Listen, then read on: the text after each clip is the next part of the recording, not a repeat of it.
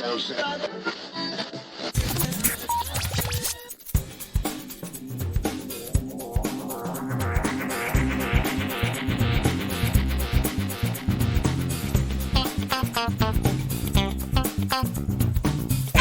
and welcome to episode 387 of Geektown Radio. I'm your host Dave and I'm back with... Darryl, how are you doing? I'm doing great. How are you doing? Hot. The sooner we get through this, the sooner we can turn the fans back on. So true. Yes, we're suffering through this. We just have to turn all the fans off. I'm glad that we're of like mind on this. Yes, we are. It's warm today, I think it's fair to say. But other than melting, what else have you been up to? I have been watching Gundam, The Witch From Mercury. Right. Which the easiest way for us UK people to get access to that would be heading onto Crunchyroll and grabbing yourself a premium or doing their 14-day free trial. Yes, Crunchyroll's not one I've really used at all. I'm aware it's out there, but I don't do anime that much, so... I use it a bit, and it's sort of a fair price, but yeah, you do need to know. Anime is something I think you should probably go into with like a list of maybe 6 or 7 that you're going to try. Yeah. It's the quietest. I've been watching it for years. Yeah. But I've been a big fan of Gundam. And if you don't know, Gundam, to make it really, really, really simple, they're mecha, which are big robots that look like, human-shaped robots that in universe they use for everything. Mm-hmm. So where you might use workers, you use a Gundam. Where you might use a car transport, you use Gundams and so on and so forth. It's set in lots of different worlds because each shows sort of a fresh spin on the idea. But what it comes down to is generally it's all about politics, war, and just sort of nature of the human condition. It tends to go a bit Game of Thrones into quite a few seasons. Right. With various entities facing off against each other. What you need to know is that the Gundam is so much more powerful than any other sort of mech that's around because the other ones are just generic soldiers. Yeah. So think of it like Captain America versus grunts. Right, yeah. So he'll just stomp like 60 of them all day. In Gundam Witch From Mercury, we follow this young girl from Mercury who comes to this school, which is run by this massive conglomerate. The students there are sponsored, and we sort of see her. She joins because it seems like she lived not alone, but probably as the only child in the facility where she grew up. So she has all these ideas of things that she wants to do when she moves into this school. Like, make friends, go on dates, have fun, crack jokes, all sorts of things. She has like a list. And she's sort of thrown into this. And like all good sort of anime school things, it's all super serious and all taken very, very serious. The rule of the school is any sort of discordant issues are done through duels, where you duel with your mech versus their mech. Right. Or the simplest things, like I know, like you're walking down the thing and you bump somebody, and yep, that's a duel right there. With that person who loses literally has to apologize, because that's literally one of the storylines. It involves someone having to apologize. And we sort of follow that. And so like, for people who know Gundam know, this is only the start of it. And we find out here in this world, because this is all set in space and we're literally moving to a school which is on an asteroid space station thing. In this world, Gundams were banned a number of years ago, let's say about 20 years ago, because Gundams are so much better than everything else. What they do is they have a more direct connection to the person who is piloting them, and unfortunately it takes a toll and basically was killing people. Right. So they were banned for that reason. Literally the people who piloted them, they were hunted down. The people who were responsible for what they call the gun format, which is a very special way that their operating system works, they were basically trying to exterminate them all. And so this girl comes in with what is clearly a Gundam, because Gundams have a very certain look, the face of them, so you can always tell. And so we sort of go from there. And it goes for season. The second season is currently airing in the US. I think it's 10 episodes, I think. Okay. It's interesting. It's different from most of the Gundams. This is the first time we've had a female lead for Gundam, because generally it's just young men. Yeah. Sometimes like adults, but generally starting as teenagers. Yeah. It's very, very half comedy. But anyone knows Gundam knows that just because it starts that way, it definitely won't end that way. So it's interesting. And it's nice to get into it, because Gundam's come along every like 4 or 5 years with like 2 seasons where it will tell a full story. Like I remember the last one, which is called Gundam Iron-Blooded Orphans, which is basically about sort of like disposable workers. Right. And it followed them when they found a Gundam that they used for themselves. So yeah, it's good. If you have Crunchyroll, it's definitely something to add to your watch list. If you don't have it, maybe it's worth signing up for 14 days to check it out. It's literally about 20 minutes worth per episode. Yeah, certainly if you're an anime fan, Crunchyroll is something that is definitely worth looking at, I would have said. Yes. I mean, it's a streaming service which is entirely dedicated to anime, so definitely would be one that is worth looking at if you're into your anime stuff.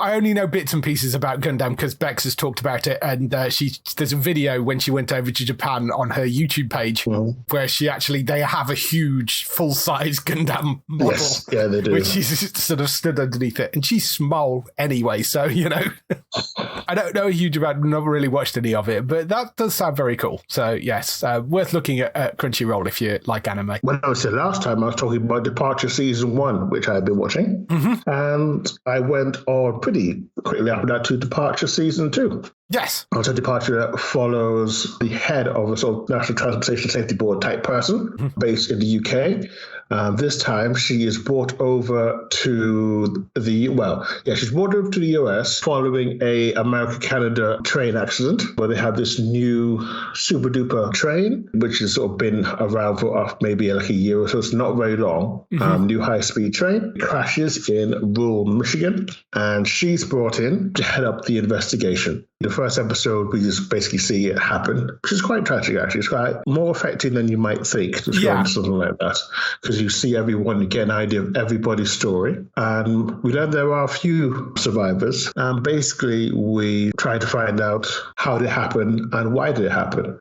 And for people like me who watched Departure Season 1, we know it's all about conspiracy, because that's sort of the hallmark of the show. This deep, massively tangled conspiracy. I really like the show. I think one main reason I like the show is because it's not like a procedural, because we're literally investigating one thing. It feels a little more real to life when they go down a line of investigation and they find out that's not the right thing.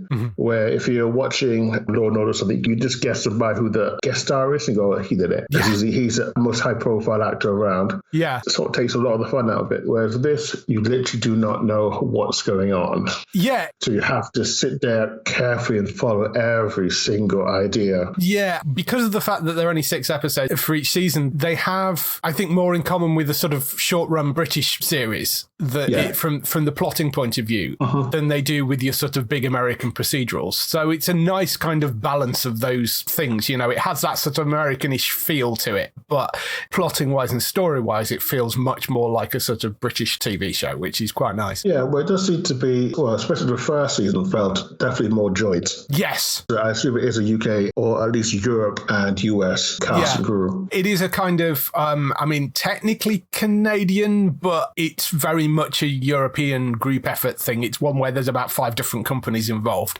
We weren't sure what was happening with season 3 as well, which season 3 takes place on a boat because, we've done planes, now trains, now boats. Season 4 in space? Yes, for season 4 in space. They have now got Canadian air date for that, which is coming on the 7th of August. So hopefully it won't be too long after that before it ends up over here. It usually airs a few months after the Canadian air date. So I'm hoping it will probably come back in autumn at some point over here on Sky Witness. But I've really enjoyed the first couple of seasons of that. I thought season 2 was excellent as well. Season 3 has Eric McCormack from Will and Grace and various other things in there as well. He joins the cast for season 3. So season 2 I thought was solid. Like you say, it's a good kind of a detective story, I guess, because you're a mystery story anyway. The big wig sort of joining season 2 will probably be Wendy Crewson, very famous Canadian actress and all the things. She plays a politician who's running for election. Yes. Sort of uses a crash to her thing. But yeah, she is pretty well known. You've definitely seen her in something if you're a TV watcher. And next one would be David Hewlett, who you might remember from Stargate Atlantis. Yes, of course. Plays a very different sort of role here. It's quite a good little role. I like his character journey, which is crazy because you think, how could someone have a journey in 6 episodes? But the way these things are plotted and tightly written, that's what happens. Yeah. Well, I'm Jason O'Mara, who we know from that dinosaur show, which I always forget the name of as soon as I want to try and remember it. And also he turns up in Agents of S.H.I.E.L.D. And probably the other one that immediately I recognize was Kelly McCormack, who was in Kill Killjoy is also a pretty well-known Yeah. young Canadian actress who pops up in all things. Oh, and Donald Logue plays your sheriff. Yes. Who, SVU fans might recognize. Yes. Or yes. Gotham fans. Yes, Gotham, I know him from various cons as well. We've seen him at. Yeah. And Christopher Plummer's in this, and I think it's one of his last roles. I think it is his last role, actually. Season 2 was his last on-screen performance, unfortunately. But yeah, I would say easily as good as the first season, and I'm looking forward to season 3 whenever it makes its way around to us. Season 3 should be really good. As I say, I don't have a date for it yet, but it is out in August in Canada, so chances are it will drop over here probably in the autumn sometime. But I think the first 2 seasons are up on now to watch over here, I think. So yeah. Oh, so the next thing is Crush, which is a Hulu movie in the US. Over here, obviously, we see it on Disney Plus. Yes. I make the distinction because what Hulu makes is very different to what you'll generally see on Disney Plus. Yes. Hulu is much more of a hard 15, teen-centered, more than family-oriented sort of thing. It's definitely the case with this film. And basically, it's an aspiring young artist joins her high school track team and later discovers what real love feels like when she finds herself falling for an unexpected teammate. Give it a little more context. We meet this girl, a bit of an outsider, strangely like best friends with arguably one of the most popular kids in school. She is out as a gay woman, and she has a crush on definitely the most popular girl in school. And it's one of those classic comedy crushes where she literally can't speak in her presence. During our meeting of her, the school situation, we find out that there's a sort of a Banksy light character running around putting up funny little puns, artwork all across the school. Because she's pretty much known as an artist, the principal decides it's her and threatens to expel her, which would, of course, ruin her plans of applying to an art school, which she's currently working on. And the way she gets around it is by joining the track team and promising to find out who the real person is. And also the track team just happens to be captained by the girl that she's had a crush on. Right. And so the cast is Rowan Blanchard, which you remember from Girl Meets World, which is pretty much the thing I know her from. She popped up in the Goldbergs as well, and she's in Snowpiercer. Oh, okay. I also stars Auli Carvalho, which she's just in The Power. Right, yes, the Prime Video series, yes. You got Aziz Manfi, who you remember from Evil. Yes, Evil, and was on The Daily Show for a long time as well. Oh, yeah. Oh. And Megan Mullally, who you remember from Will & Grace. She plays the mother of the main character, which is Paige.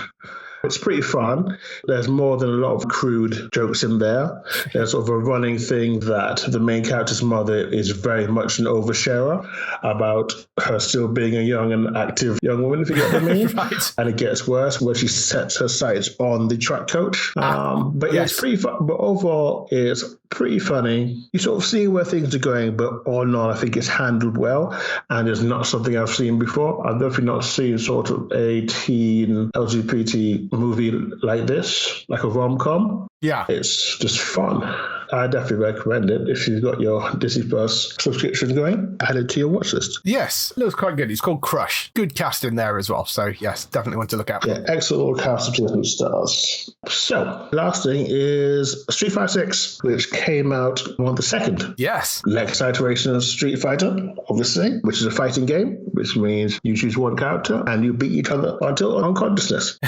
And it's not the buddy one, it's the other one, in case you're wondering which one it is. Yes. Although there's Mortal Kombat is on the horizon soon. But yeah, I've been a fan of the Street Fighter franchise. Street Fighter 2, all those decades ago. Yes. Tournaments for Street Fighter 4 and 5.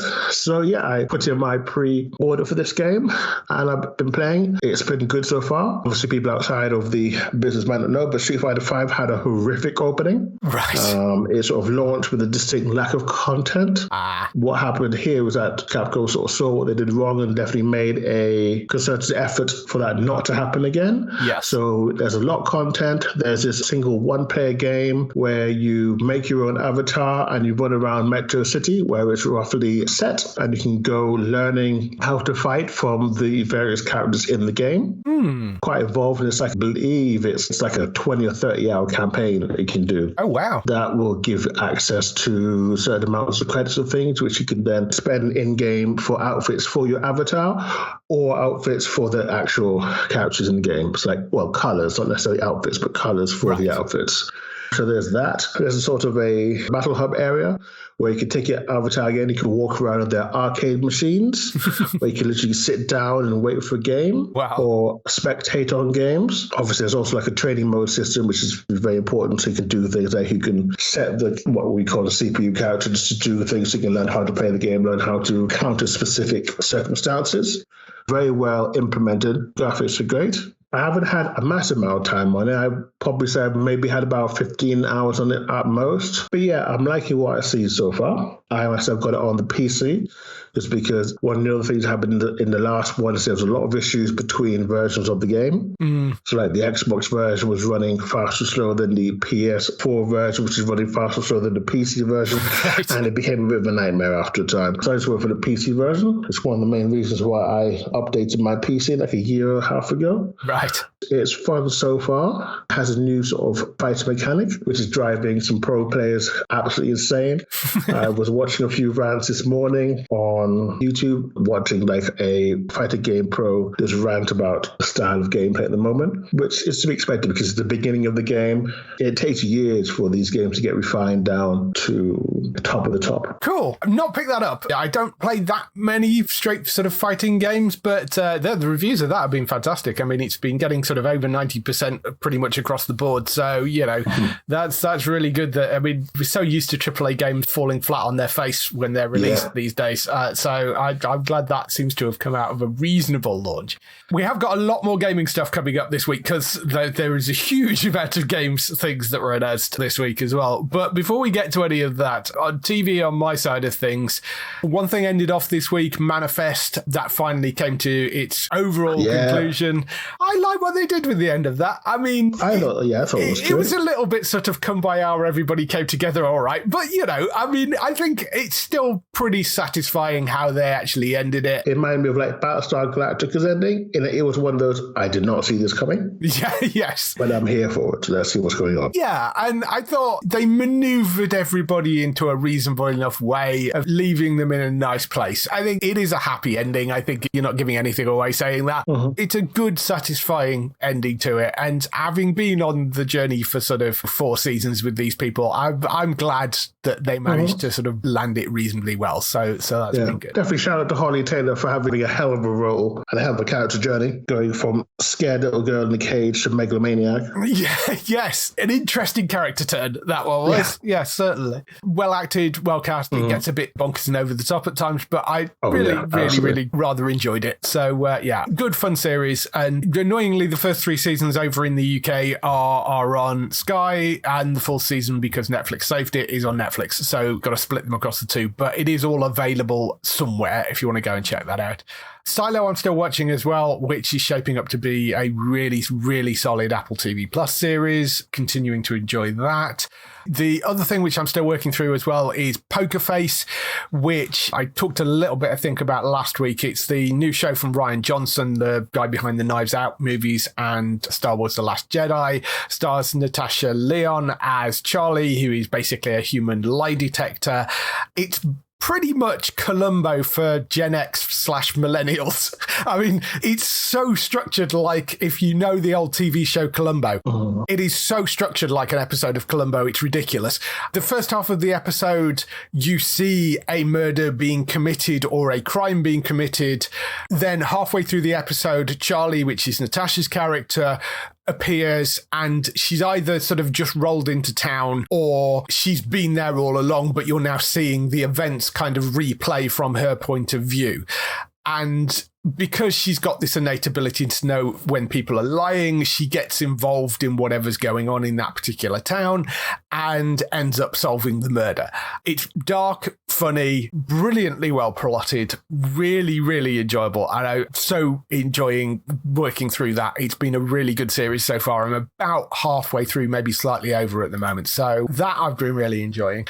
The other thing that I started last week, which aired, was The Idol, which I'm sure you're familiar with this series. Oh, yes. This is just a couple of people review it this afternoon when I was listening to the radio. Yes. So from Sam Levinson. It's people behind Euphoria.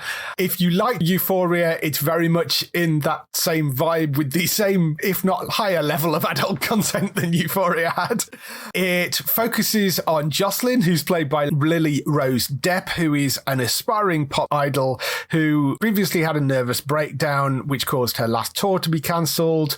She's resolved to reclaim her title as the sexiest pop star in America, and she's out at a club one night and ends up in this relationship with a guy who is a sort of club owner stroke self-help guru, and he has this sort of mysterious past, and that's played by The Weeknd, and it becomes about the sort of relationship between the two of those. So, I mean, I've only seen the first episode, but you get the feeling that there is a little bit of sort of, I mean, it's not the life of Britney Spears, but they're obviously pulling on that sort of stuff of somebody trapped under a particular management style.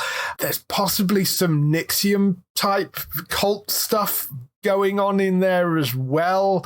It's surprisingly funny in places, partly due to the cast as well, because you've got people like Hank Azaria in there who plays her manager. He's trying to keep everything on track, but things get very wayward in places. She lives in this huge mansion with her best friend, who is also her personal assistant. The conversations are extremely funny between the sort of management people, and the performance by Lily Rose Depp as this sort of slightly out there pop star, I think, works really well. The Weeknd comes across as extremely untrustworthy, which I think is what you want. But yeah, I enjoyed the opening episode. It is not for the faint of heart, not one to watch with your parents in the room. There is a lot of flesh on display at various points in this show, but overall, it is well put together and well written, and I have been quite enjoying it. So it is going out weekly. The first episode is up on Sky Atlantic right now, and then it's going out Monday nights. So you can go and catch that over there, but that's The Idol. The other thing, which I've had some previews of, is Star Trek Strange New Worlds, which I have actually seen the first 6 episodes, although I'm not going to talk about the first 6 episodes because that will get me in a lot of trouble. The first episode is due out later this week. Speaking in general terms about the season so far, it takes a few episodes to sort out the strands that they left over from the end of last season. The sort of major plot point, spoilers for the end of season 1, but the arrest of number 1, they don't dive straight into that into the opening episode. They actually deal more with that in the second episode. And I think part of the reason for that is because it's a bit more courtroomy, that second episode, whereas the first episode is a bit more action-based.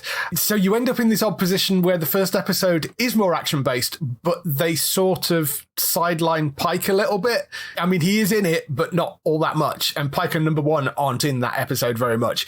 It's far more about Spock, and it's Spock going off on a mission with the Enterprise. It's a little odd to get that as the sort of opening, and I sort of get why they probably did it that way around. Like I say, I think they wanted a big action thing to open the new season, but it is a bit odd that you get that and then you get this second episode, which is the sort of resolve of the season 1 plotline. It does then eventually sort of go more into the episodic thing that we had in the first season, whereas you kind of go through the other episodes after that. But strong again from what I've seen. Performances are great. I'm loving the character that Carol Kane plays, who is called Pella, who is brought in as the new chief engineer on the ship. She's very, very interesting and gives them an opportunity to almost play with the sort of Guinan side of things that they had with Next Generation. There's a certain element of that, although she's much more caustic, I would say, than Guinan was. She plays the character brilliantly. It's a character that has been around, let's say, but Carol Kane is amazing in that, and I think will be loved by fans, I hope, because I thought she's brilliant in that role. That arrives later this week on Paramount Plus. Go and check it out. It's really good. You saw the first season of this, didn't you? I did, yeah. It's a great show. Surpassed my expectations. I'm happy to see more. Very much the spiritual successor to the original series. Very much has that feel. As I say, it takes a couple of episodes to sort of get back into that weekly episode thing, contain stories, but still great episodes in those opening things as well. That's all the stuff we've been doing this week. Let's move on to some TV and film news.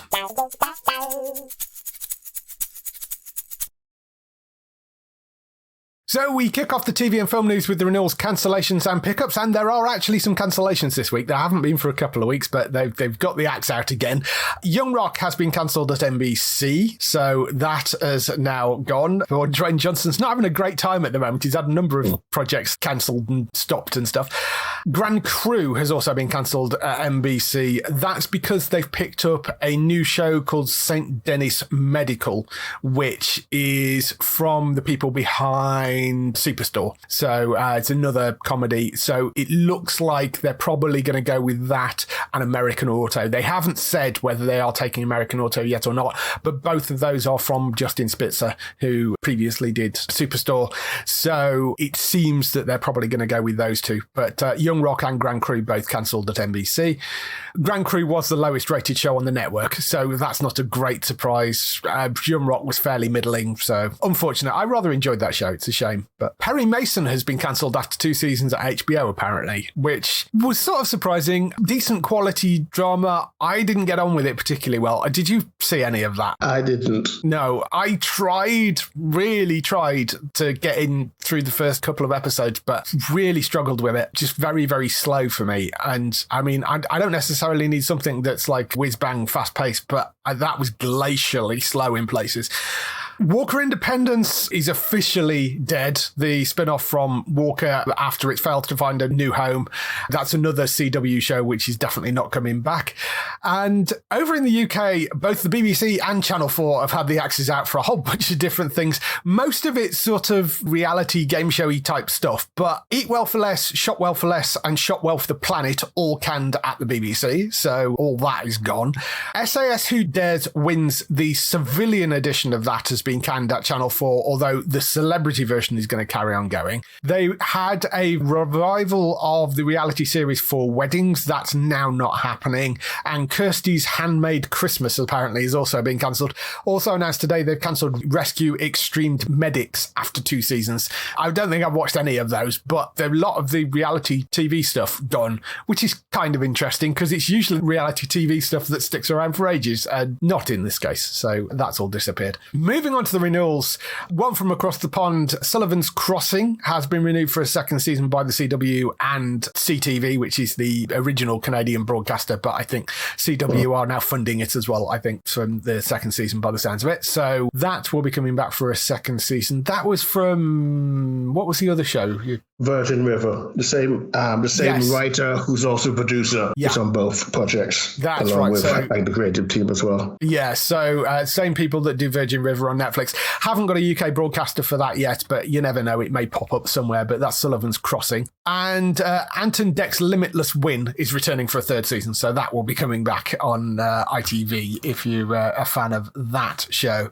Pickups and other news. Grantchester Season 8 doesn't have an air date yet. Well, it has an air date on PBS Masterpiece in America.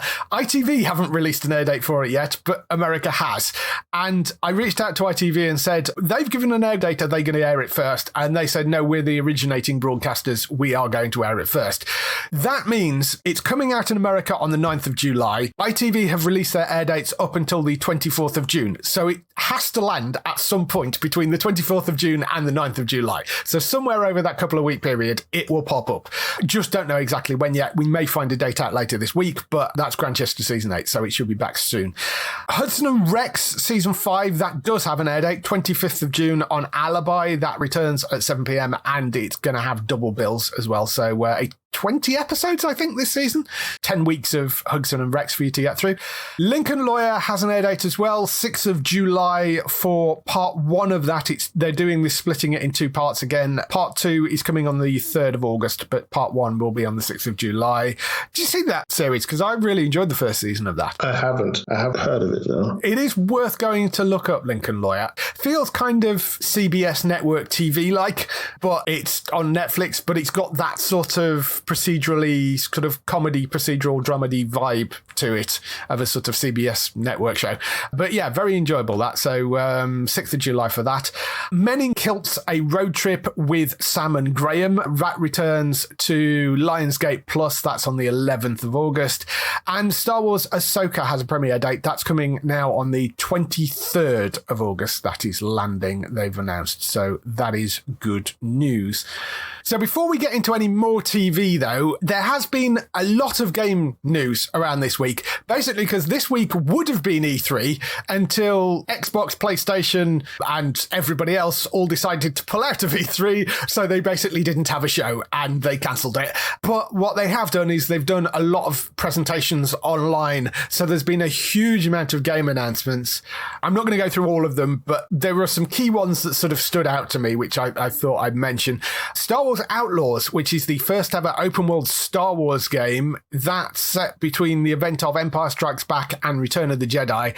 That's due out in 2024, and it revolves around an outlaw, basically a sort of rogue character, which looks like it could be really quite fun. It's coming from Ubisoft. We don't know much about it other than the trailer that they dropped. Ubisoft, who are making it, do have their own presentation later this week, so it's quite possible we'll find out a bit more there. City Skylines 2 now has a release date of October 24th, which I'm hugely looking forward to because that's a sort of follow-up to City Skylines 1, which I have played obsessively, and it's a Sim City basically game, but that's brilliant. Spider-Man 2, that has got an October 20th release date. That's for PS5.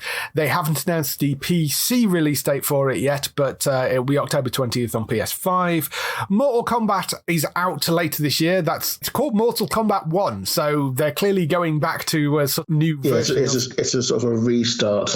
Yeah. If you were familiar with the storyline of Mortal Kombat as it goes through the ages, you'll understand. But yeah, it's very complicated. Yes, there is a trailer out for that, and they've not given an exact date, but that's out later this year, they've said.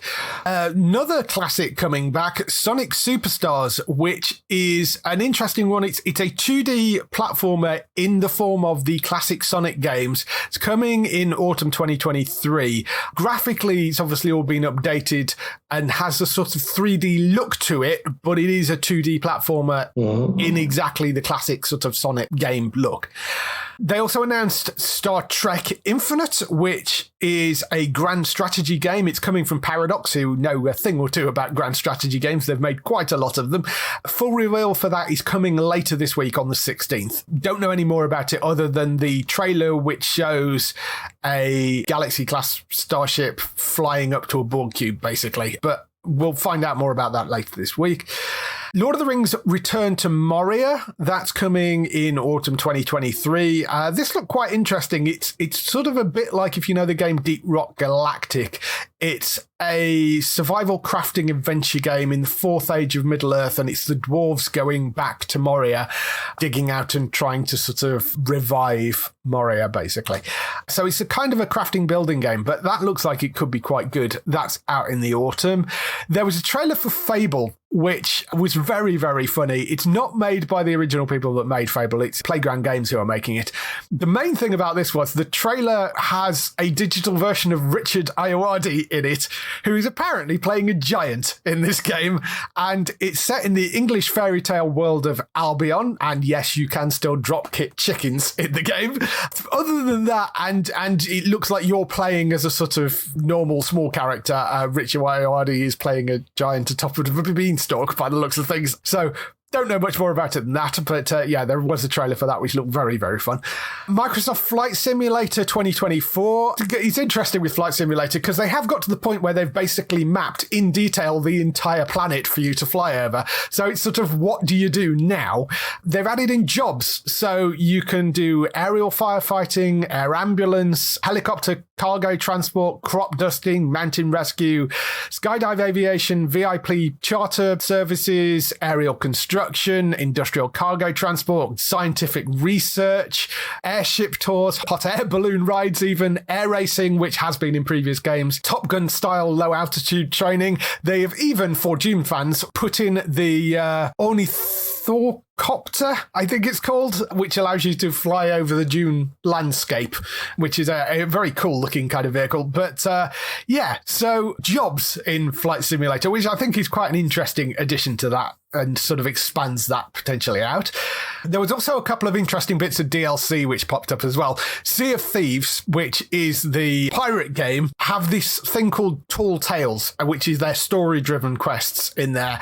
And they've added one which takes you to Monkey Island and allows you to meet all the Monkey Island characters. So Guybrush, Elaine, LeChuck, even Murray, the demonic talking skull, is in there. I've not really played Sea of Thieves, but this kind of makes me want to. So I think that looks quite interesting. But yes, there is an expansion, a free 3-part expansion coming as part of their story-driven quest, the Tall Tales, for Sea of Thieves for that.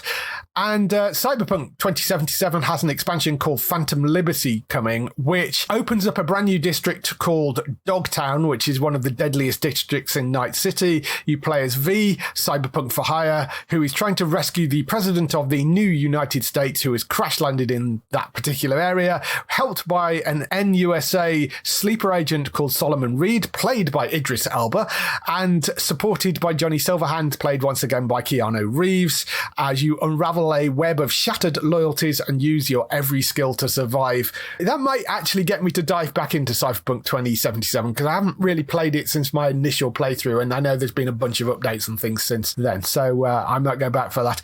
Before we get on to the last game, anything out of that that's leaping out at you? Spider-Man 2, I watched the PlayStation presentation and it looked amazing. Yes. So yeah, that one leaps out. I mean, although to be fair, I have Spider-Man 1 because I got the GOTY edition relatively recently for how long it's been out, but I just haven't had time to play it really. It is a great game, that, and Spider-Man 2 adds in Venom as well, and I think Miles is in that because they had the sort of 2.5 game, which was Miles as well. That looks really, really good. I just don't have a PS5 at the moment, so I'm sort of waiting for the PC version to come out. One last game that was announced as part of the Xbox presentation, not announced because it had already been announced, but they gave a very, very deep dive into the game, Starfield from Bethesda. Mm-hmm. Oh my God. Did you see any of that presentation, or have you seen clips? I watched a presentation on Twitch via someone's stream because obviously they're watching. Yeah. I saw a bit of it. It looks very interesting. It's insane, is this game. Bethesda, the people behind the Elder Scrolls games and Fallout, it's kind of that, but on steroids mixed with No Man's Sky. It's huge and just nuts.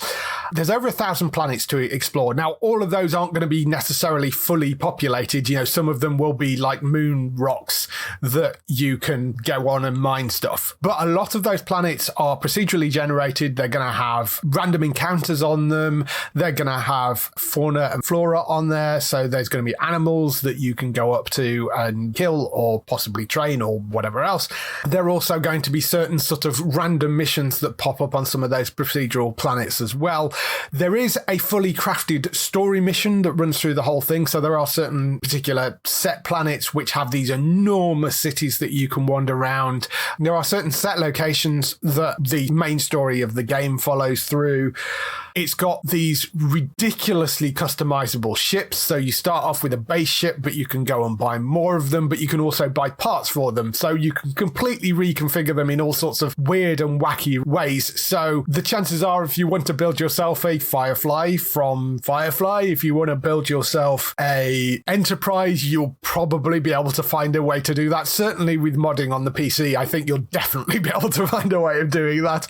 You walk around in the ships, that is your home. And how you mod it will alter how the inside is. So if you add more crew quarters, then you can have more crew on the ship. It's got planet-side base building built into the game as well. So you can set up outposts on various different locations, and you can set up miners and all that sort of stuff.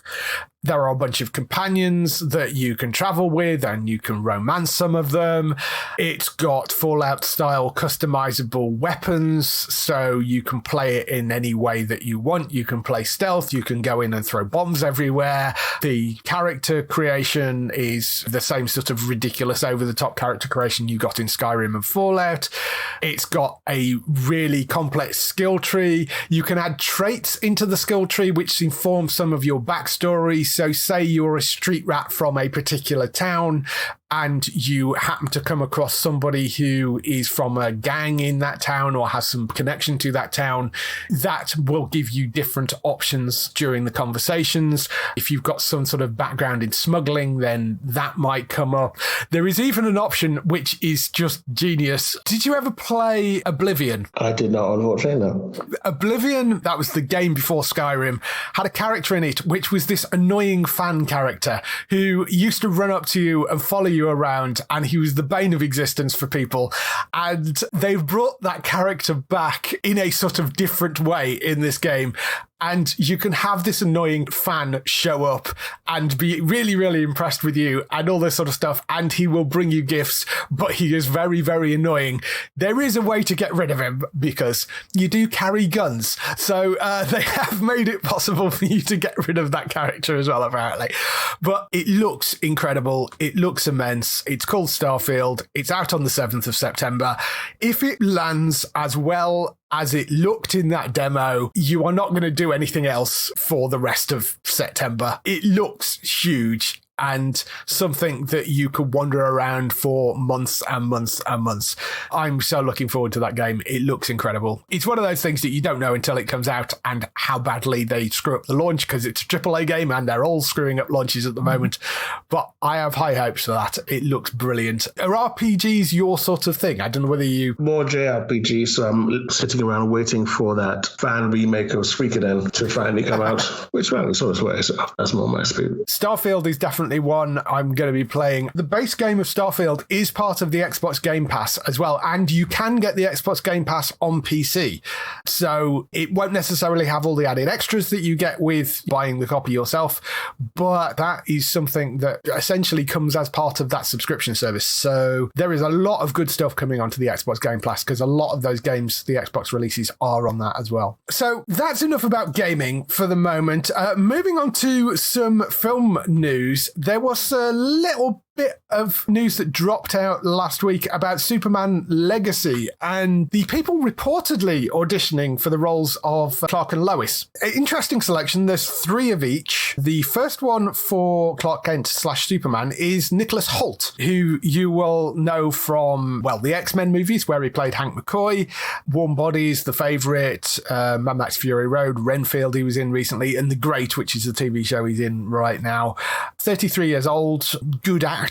There are stories floating around that he may not actually be going for the role of Clark. He may be going for the role of Lex, although it could be one of those situations where they're considering him for one or the other. We don't actually know, but that's the rumour at the moment, is he may be going for Clark, he may be going for Lex. I could see that potentially working. The second name is David Corenswet, who you may know from The Politician, the Netflix series. He was also the lead in Hollywood, the Netflix series, both of those from Ryan Murphy. He was in We Own This City as well, which was that brilliant HBO drama from David Simon, the guy behind The Wire. Another really strong, talented actor.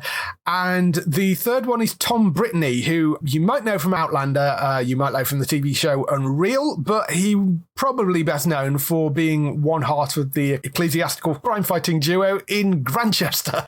So he is apparently the other possibility as well. Those are the 3 people up for it. Do you know those 3 actors? I don't know all 3 of them. I do know, obviously, Nicholas Hoult.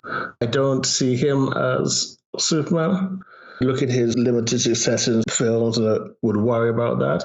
I could see him as Lex. I think that would be a good choice. Yeah. I don't see him as Clark. Yeah, I'm kind of with you. David Corenswet, I could see very much in the role of Clark. I think he has the look for it, and I think he's got the acting ability for it. Tom Brittany, I'm not entirely convinced. I don't know him that well, but doesn't quite land for me. No, yeah. I don't think it doesn't really land for me. This is a look. Over on Lois Lane's side, Emma McKay is one possibility, who I think people will probably know from Sex Education. That's pretty much the biggest thing she's been in. Then you have Rachel Brosnahan from Marvelous Mrs. Maisel, who is superb. and would be absolutely brilliant as Lois. And the third one is Phoebe Deneva, who started out in Waterloo Road, actually, but he's probably best known for Bridgerton these days. She plays Daphne Bridgerton. Yeah, Daphne Bridgerton. Those are the three choices there. I mean, Rachel gets my vote all day, every day. I think I don't really know the others particularly well, but I think she is just a fantastic actress.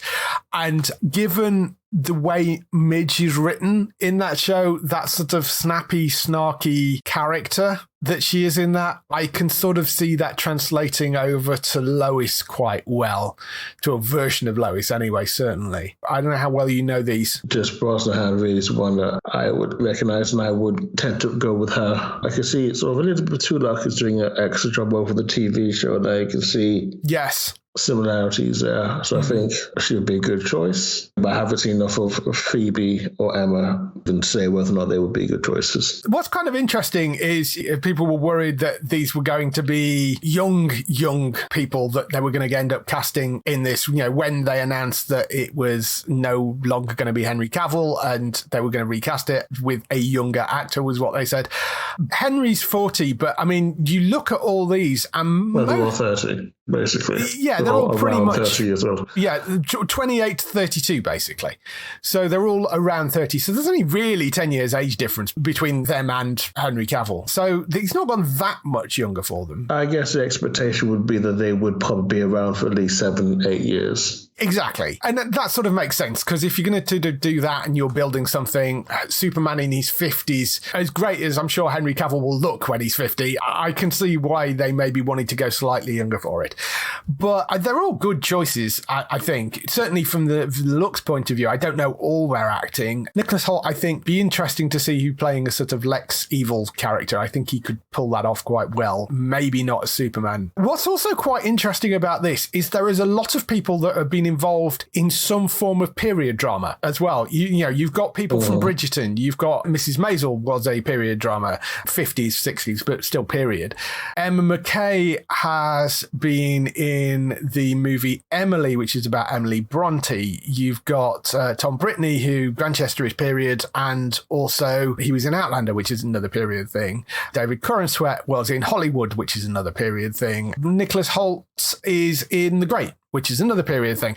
And whilst I don't expect Superman to be a period piece, I do wonder whether they're going a little bit more into that sort of classic Hollywood era feel to it, more in the vein of that sort of version that we had in the original Christopher Reeves movies. I wonder if we're going back a bit more into that sort of thing, rather than trying to be sort of overly modern, if that makes sense. I do wonder if there's a certain vibe he's going for. But I mean, I just found it interesting that there is a lot of period actors in this. I think it's a look, and Superman definitely has that look. I think that's probably why you find people who have to look a certain way to not be jarring in a period piece. Yeah. That classic sort of good looks, like 30s and 40s Hollywood star, like Cary Grant's, Spencer Tracy's, those sorts of people. Maybe it is just that. Yeah, I did find that kind of interesting. I mean, we don't know when they're actually going to announce these. There've been rumors flying around about Superman casting for a while, but these didn't come I've been hearing about Hope for months. Yeah, I mean, these have come from a fairly reputable source. Yeah, I've seen multiple places that leave the rumors alone actually reporting about these ones. So yeah. I think it's fairly thing to be, it will be one of these or two of these people, to be fair. Yes. Making the final cut. We don't know when they're actually going to be announced, but we should also point out that San Diego Comic-Con is only slightly over a month away, and they are supposed to be doing these auditions. These are in-person auditions, which is the sort of final audition process. If they're doing these now, then it may be so they can announce them at Comic-Con. Maybe not. We don't know. But that would be an obvious place to do it. And they've got to cast somebody reasonably soon, because the film's supposed to be out in July 2025. I mean, I know that seems a while away, but not when you're making movies. It is not really. No. Especially in the current. Well, yes. That's things a little bit up in the air, so you don't really want to leave things to the last second. Yes, because you don't know exactly when. So yes, I think it's an interesting group of people, though. I think whichever pairing they pick out of that group, I think they're going to have a decent Lois and Clark to work with. One last little news story as well, coming back back to TV, Doctor Who. We've got another companion returning, although interestingly, this companion sounds like he's potentially actually coming back longer term than just a cameo, which is what we've had previously. Bonnie Langford is returning as Melanie Bush, who first was on screen in 1986. She was a companion to the 6th and 7th Doctors, Colin Baker and Sylvester McCoy. She actually did return in a small cameo in Jodie Whittaker's final episode. But one of the interesting things about this is the fact that they are saying that it isn't just a one-off cameo guest spot, like she pops up and that's it. She is going to be back fighting alongside the Doctor. Does sound like it's going to be over multiple episodes. I mean, she might not stay on fully long term, but it's going to be alongside Ncuti Gatwa for a period of time, however long that is. It may be for one story arc, it may be for longer than that. But I think this is an interesting one to bring back. I like the fact that Russell T Davies seems to actually be embracing the past, whereas I think Chris Chibnall did a bit of kind of erasing in places that upset people. So there seems to be some kind of course correcting going on, I think, here. But if you're not familiar with the character of Mel, she was last seen with Sylvester McCoy's Doctor. She actually left him to travel with a rogue called Sabalon Glitz. It's in that episode where Doctor picked up Ace as his new companion. She did actually go back to the Doctor in other media, in some of the audiobooks and comic books and actual books. She rejoined the Doctor and Ace for a little bit, and the bit where she pops up in the Jodie Whittaker episode is in The Power of the Doctor, and she's part of that companion support group which we see on Earth. So at some point in her zipping around the galaxy, she has ended up back on Earth. Don't know exactly what the history is going to be and how they're going to present it and whether they're going to present it or not. But yeah, that's Bonnie Langford back. Do remember her from the first time round. But yes, I'm kind of glad to have her back. I think it's nice to have some of the old companions and that connection back in. But yes, they have specifically said it's Ncuti's season that she's popping up in. So not the David Tennant episodes, which we're getting later on this year. It will be the Ncuti season, which is, Ncuti takes over in Christmas this year, and then it will be next year for his full season. So that'll be that. That's all the news we've got for this week. Just some time for some highlights for next week on TV. So, next week on TV, we have quite a lot of things, actually. Full Monty, the limited series, which is based on the movie, that lands on the 14th of June on Disney+. We have Stage Season 3 landing on BBC One, so that's its free-to-air premiere. That is the 14th of June at 10:40, and presumably we're all on iPlayer as well. Great British Dig, as I mentioned last week, Season 4 of that lands on the 15th of June on More4. If you like Time Team, that's definitely one to go and catch.